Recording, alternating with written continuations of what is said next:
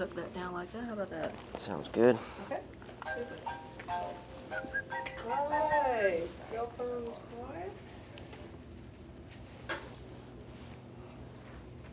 Okay, so the way this is going to work, Jordan, is we all have questions. Okay. So we're just going to sort of rotate through.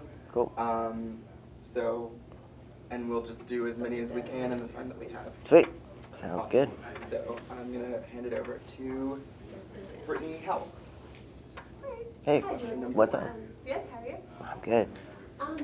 And my first question is about the tour. You're going on tour with All American Rejects, correct? We did last fall. You did last fall. Yeah. And what's coming up next for you? Any more tours? Any albums? Yeah, we're finishing this like month and a half of just college shows, playing at like tons of different colleges, and then pretty much in between every show, I'm flying back to LA and working on an album, and then finishing up the entire thing in May. So that's pretty much done, and then we have a couple other things coming up too, as far as like new music releases, and then not really sure for touring yet, but there's going to be something probably at the end of summer and like fall and winter and all that. And Brittany McGarry. Okay. Hi. Hey. I have a question actually about the new album. Cool.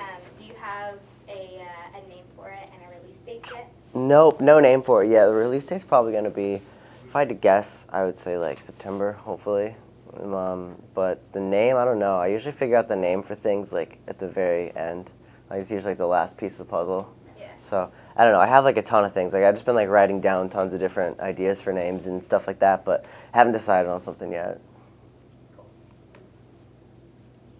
Patrick, do you have questions? Or I'm just Brittany's photographer. Solely photographer. Sean. How did you break into the music scene? Pretty much just started writing songs when I was in high school, put some stuff on the internet, and from that kind of built a little fan base and started, like, basically as soon as I finished school, I started booking shows around the country and just trying to get out on the road as much as possible. So I toured like that, just kind of independently for about a year and a half, and then slowly started to, I guess, build it up a little bit more, and I was able to put together sort of like a team, and that led to better tours, getting signed, and then it was all just kind of like a step-by-step thing, but really it kind of comes down to like just me sitting at home writing songs and putting them online. I mean, it's kind of like the, I guess, like standard story now, but that with touring basically did it.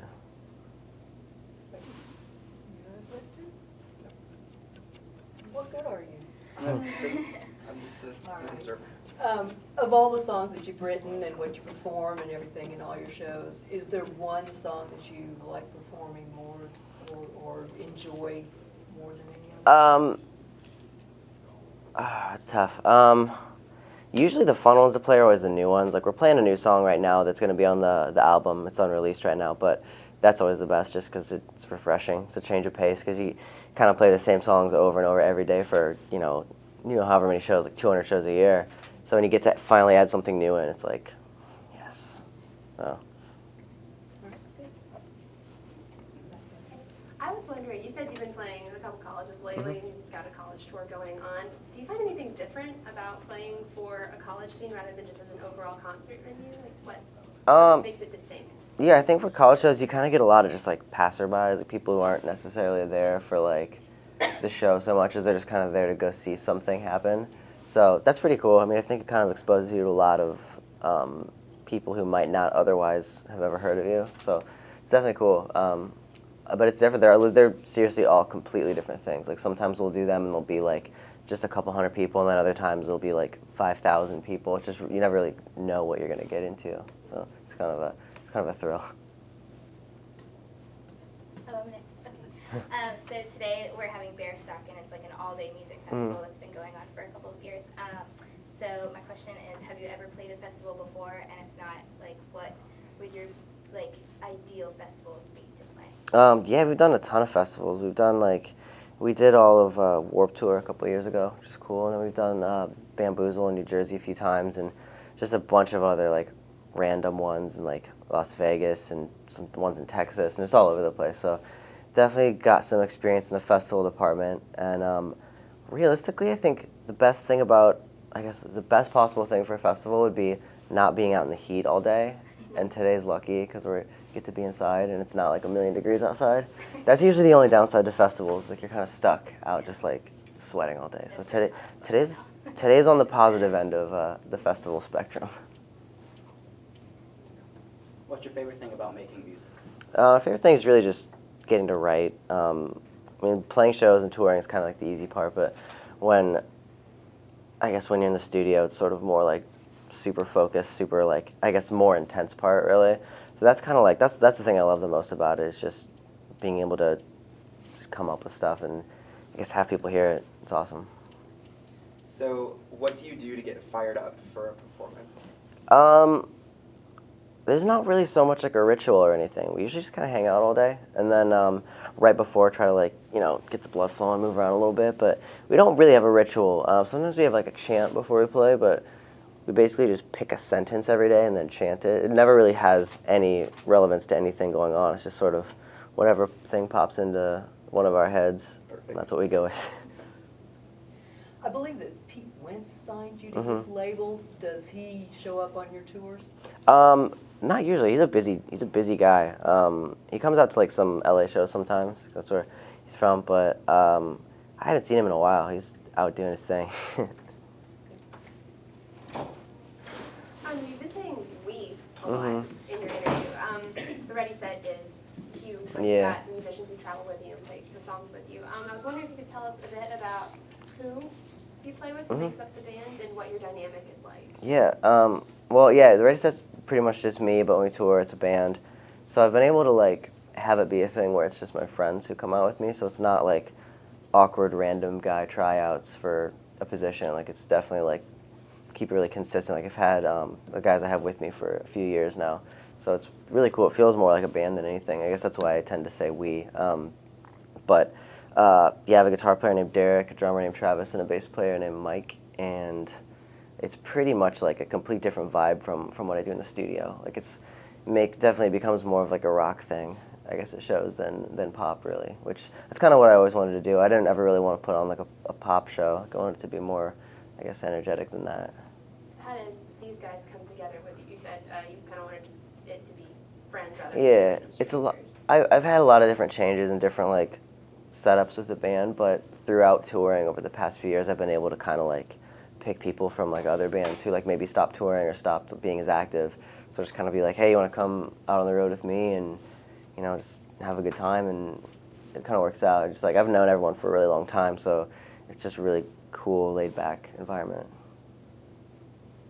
Okay, so today is like really hot and it reminds me of summer.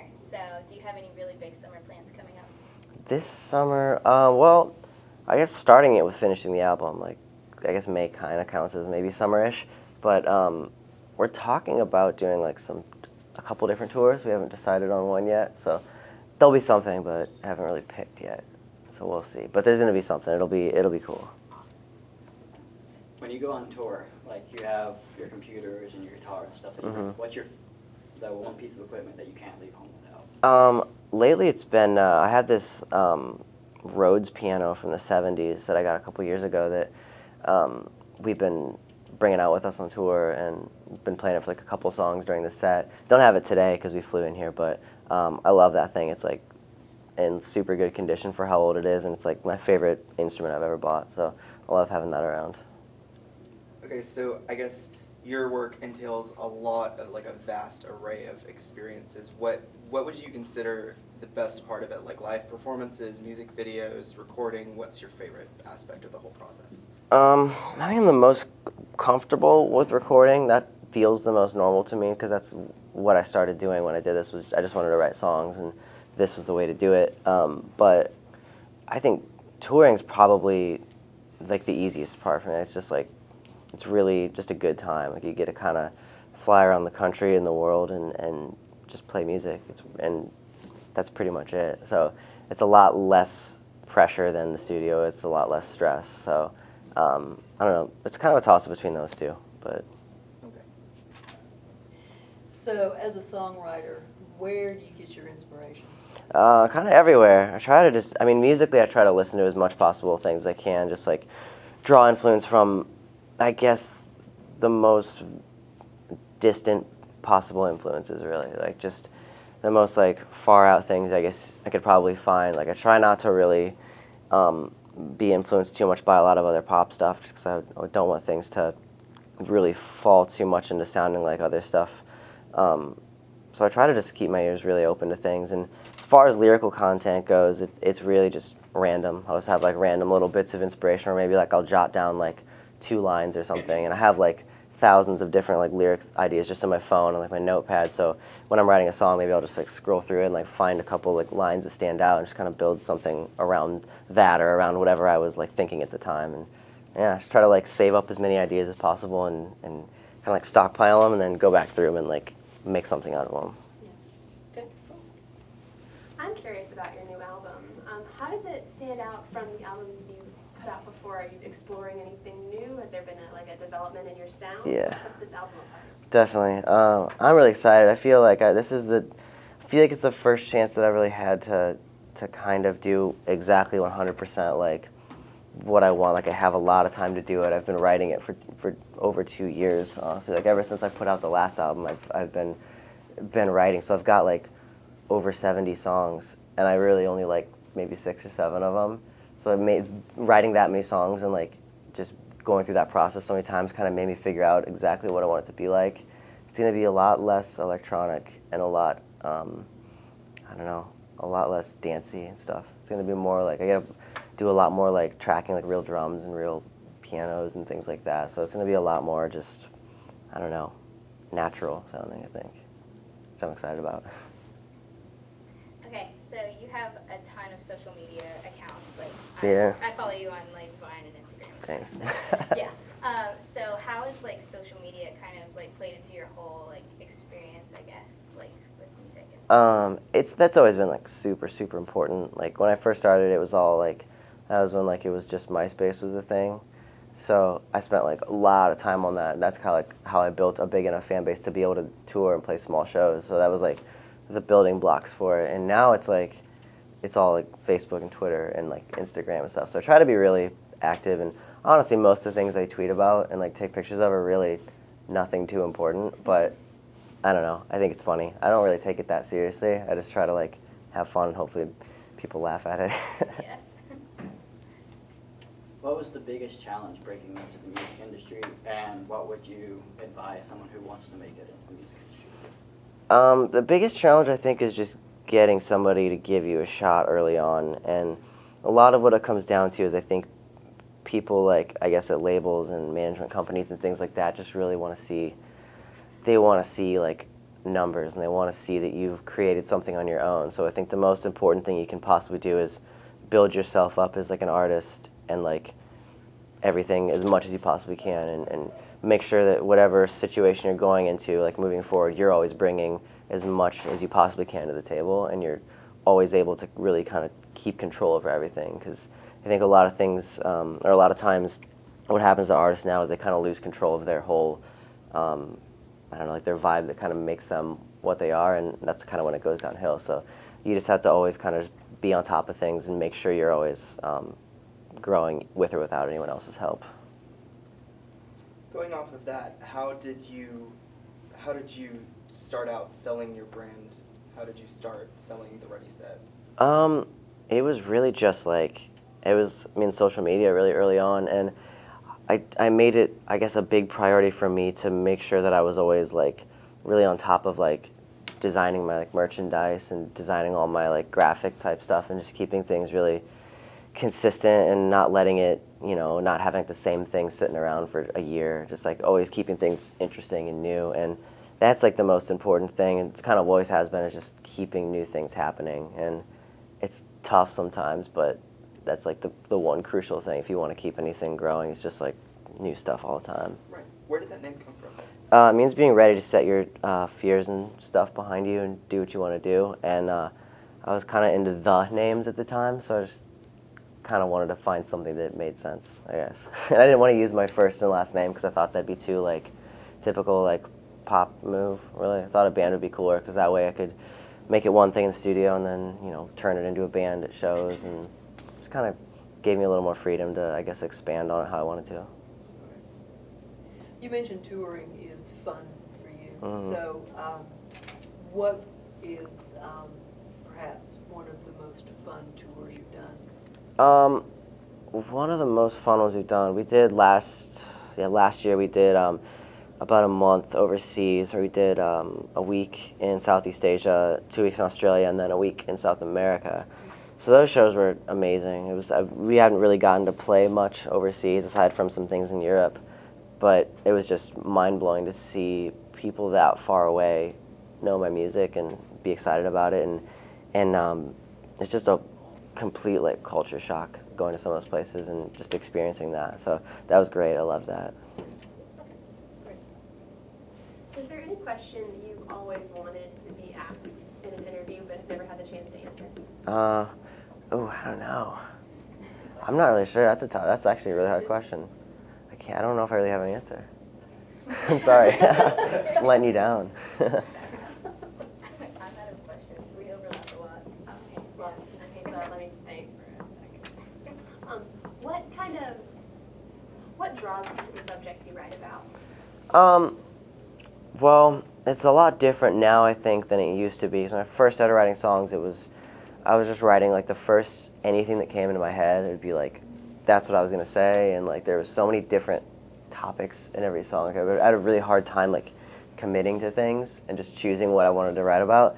So over the past few years, I've gotten to like work with a lot of people who've like, I guess, taught me a lot about songwriting, more or less. So now I guess it's just kind of like, I like to just pick really vague topics that I think like are like maybe applicable to like my life or like a situation I've been in or seen, and try to like narrow it down to like one specific really, I guess, personal type of like story.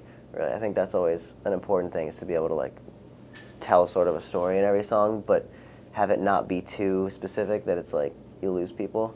So I don't know, it's a really weird thing. Like I just kind of get in my own world whenever I start writing. I just get like lost in my head, and it ends up different every time. Sometimes it's awful, sometimes it's cool. Okay. If you had one thing that you would call like your biggest influence or like your hero or something like that in life, what would it be? Probably, I guess it's outside of anything musical, probably my family. Just my whole family has always been like really, really behind anything I wanted to do musically, and like there's never been like an ounce of doubt from any of them, which I know like for something like going to your parents and being like, hey, I just finished high school, I'm gonna go ahead and like skip college and I'm just gonna go drive around in my car and play shows to nobody for a year. Like it's like a huge risk, and it's a huge, I guess, like thing that I don't think a lot of parents would probably be too into. So the fact that they were like, yeah, we believe in you, go do it, it's pretty like amazing. It's like one thing that'll, I guess, never really leave me. It's definitely keeps you kind of driven no matter what. And that does bring me to a point at your age and being in front of college crowds like that. It's amazing that you take that step in your life, and then you've got this dichotomy going with college crowds, and then yet you break off and you can go in front of a whole different crowd. Do you ever wish maybe you went a different path, or are you grounded enough that you're okay with the path you took? I mean, Yeah. do you ever wonder about that? Has that ever seeped into your music in any way? I mean, Not really. No, I mean, I before I started doing this, I think part of the reason I ended up doing it was just 'cause I had no idea what I wanted to do at all. I was in the mindset where music was only possibly a hobby, and it couldn't be anything. There's no way I was ever gonna like, successfully do anything. It was just gonna be a thing on the side. I started to think about it, and I was like, I really don't know what I'm gonna do, and I don't want to go and just like kind of get lost in the shuffle of like what's gonna happen with me. So I just decided, really just was like an instinct thing. I just decided to go with it, and I definitely don't regret any of it. It's gone well, and I feel like it's still like, I still feel like I'm new to the whole game, sort of. Like I feel like some cool stuff has happened, but I'm always just kind of like, what's the next step? I want to keep progressing. So I don't know. I think my mind focuses too much on that to ever really think back. It's always just kind of like future, more or less. I know it's hard to say as an artist that you ever listen to music recreationally, because you're probably always getting some kind of influence and thinking about how it can apply to your music. Yeah. But what do you like to just listen to? I'm kind of all over the place with that. I grew up listening to like metal bands and like punk bands and stuff like that. So, I mean, I guess some of that sort of stuff. And honestly, like I was saying earlier, I really just like to find random new things. Like I'll just look on like iTunes before flights and just download albums and stuff and just listen to everything I possibly can, just because I feel like there's certain types of music that when I start to listen to it, I start to try to apply it too much to what I'm doing. Like if I listen to the radio, there's always like that pressure of like, oh, this is what like big songs are like. Maybe I should try to do that, and I think that's a bad way to think, really. So I just try to, like I was saying, just draw influences from everything, and that's like the most relaxing thing. Is just like getting completely out of my like world of like writing in this style and just kind of get into other stuff for a little bit. So pretty much everything that's not what I'm doing is basically what I like to listen to. Were you listening to anything earlier today before you came here? Today, what have I been listening to? Nothing today, but recently I've been listening to a band called the XX a lot. Yeah. Yeah, definitely. Okay. You say you're close to your family. Mm-hmm. How is touring life in that aspect? It's actually pretty cool because it's given me a chance to fly them out to a lot of different places that they've never been before. And I grew up in Indiana, but I live in Los Angeles now, so I bring them out there sometimes to hang out. And it's actually like, I think everyone's just gotten used to the fact that I'm gone all the time, because I've pretty much been touring since I was like 16. I think was the first time I ever went out. So they're kind of used to just, you know, the thing where I'm gone for a long period of time, then home for like a few days. And I don't spend a lot of time in Indiana anymore, so now it's kind of like more of an occasion when I get to go back and see everybody. I'm good. I would just like to do a tag at the end, but you have another question? Just a real quick question. What was your first instrument and when did you pick it up? First instrument was drums, and I started playing when I was about 11, I think. And it wasn't really my thing that I thought of doing. I think my mom one day was like, "You should take drum lessons." I was like, "All right." I don't really have any massive interest in music, but I'll try it. So I tried it, and that just like, I don't know, just like blew my mind. And I picked it up really quickly, and that just like changed my whole life. Like that opened up like every door for music, and that just like took over my world at that point. And I started playing drums a couple years after in bands, and that's like all I did through high school was just every weekend. It was like just shows in my town or like towns outside my city. And I think because of doing that kind of like, I guess, gave me like the spark to want to do this. You mentioned the piano. Did you evolve Yeah. with other instruments too? A little or just bit. the piano? The piano thing was kind of like, well, I started playing bass and stuff before piano. I never really got too into guitar. For some reason, I just wanted to stick with rhythm stuff. It just felt natural for me. But the piano was kind of just like, it was more or less like a writing tool early on, because what I had at my disposal for like writing on my own was just like a little piano and a laptop. So that's why I guess started making electronic music. So the piano is kind of just like the way I could easily write and get it recorded really quickly. So it just kind of evolved from poking around on that to, I guess, progressively maybe getting a little better. But I'm definitely not super great at piano. It's kind of like, you know, I fumble around, but you know. Okay, cool. Okay, last question. What is your favorite place that you've been to on tour? You don't have to feel obligated to say Macon, although we think it's pretty great. It's pretty great. It's pretty great. I do like it here. I think so far my favorite place has been Manila in the Philippines, just because it's amazing there. It's really pretty, and the shows we played were like incredible. We did, I think, 5, and they were all just like massive, and I would have had no idea that it'd be that way. And people are just really amazingly nice there, and like everybody treats you like phenomenal. So it was a blast over there.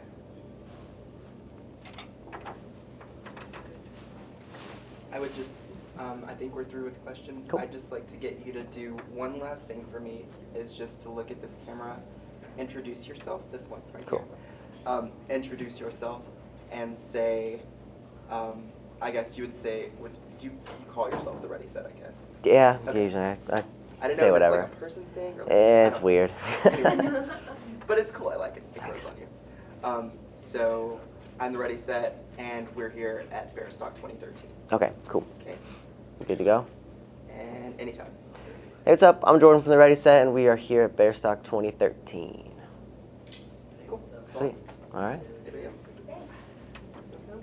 All right. Thank you so much. No problem. Thank you. It's been a distinct pleasure.